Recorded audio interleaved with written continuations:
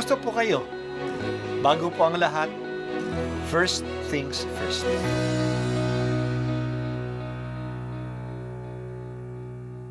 Good morning po. Sinisimulan po natin ngayon ang first things first. At dito po, tinatalakay natin sa unang bahagi ng umaga natin ay ang first readings na binabasa po sa banal na misa. Ito pong tinatalakay natin kasi madalas po kasi marami na tayong alam tungkol sa gospel readings. Pero konti po ang nagsasalita sa first readings. Pero ang first readings, bahagi din po yan ng Biblia, ng banal na kasulatan. Kaya susubaybayan po natin ang mga first readings. Basahin po natin at kuminsan kailangan ng basahin ng 2 o 3 beses bago maintindihan kasi hindi po tayo familiar sa mga istorya at sa mga kaisipan na tinatalakay dito. Sa aklat ni Propeta Sophonias, hanapin ninyo ang puon, kayong mapagpakumbaba, kayong gumaganap ng kanyang kautusan. Hanapin ninyo ang katwiran at iyon ang inyong gawin. Baka sakaling kayo'y patawarin at iligtas sa araw ng kanyang puot. At ang iiwan ko roon ay mga taong mapagpakumbaba na lalapit sa akin upang pasaklolo. Ang natira sa Israel ay hindi nagagawa ng kasamaan at hindi magsisinungaling ni mandarayaman. Uunlad ang kanilang buhay at magiging panatag at wala silang katatakutan. Ang salita ng Diyos. Salamat sa Diyos. Ang Beatitudes ay ang mga katangiang ng katuruan ni Jesus. Dito pinapakita sa atin ni Jesus kung ano ang mga values at mga virtues na magdadala sa atin sa Diyos. Mapapalad ang mga may ganitong katangian. Alam natin na mayroong 8 Beatitudes. Ang nauna dito ay mapalad ang mga aba na walang inaasahan kundi ang Diyos, sapagkat makakasama sila sa kanyang kaharian. Mas alam natin ang version na nasa Ingles. Blessed are the poor in spirit, for theirs is the kingdom of God. Ang salin natin sa poor in spirit ay walang inaasahan kundi ang Diyos. Sila nga talaga ang mga dukha kasi wala silang inaasahan kundi ang Diyos.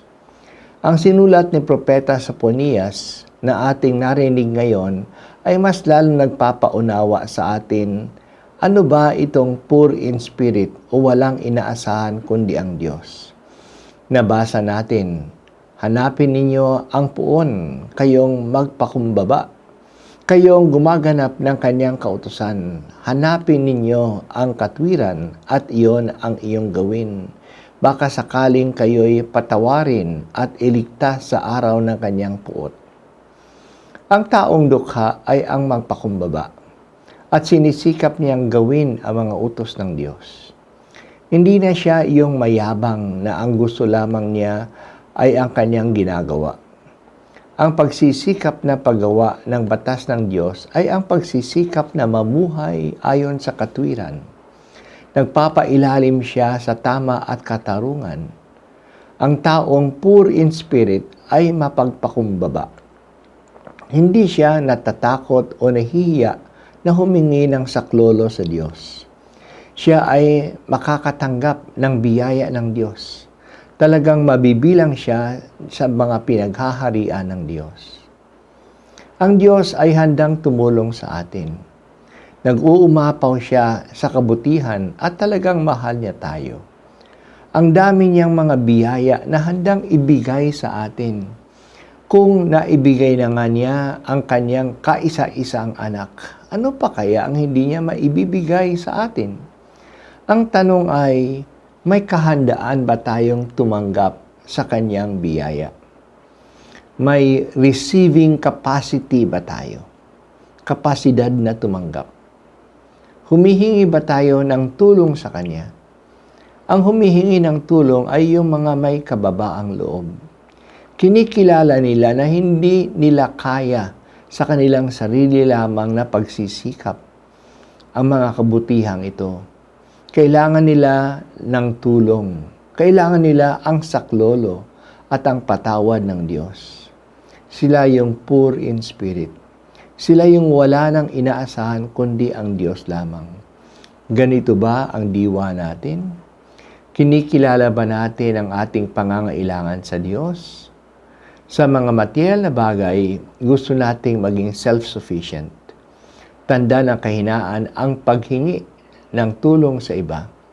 Pero sa espiritual na bagay, wala tayong magagawa kung hindi tayo aasa sa Diyos. Siya lang ang ating sandigan. Siya ang ating muog at siya ang daan sa ating buhay. Magpakumbaba tayo. O Diyos, kinikilala ko na kailangan kita.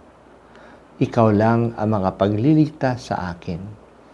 Tulungan mo ako na maging makumbaba at umasa lamang sa iyo.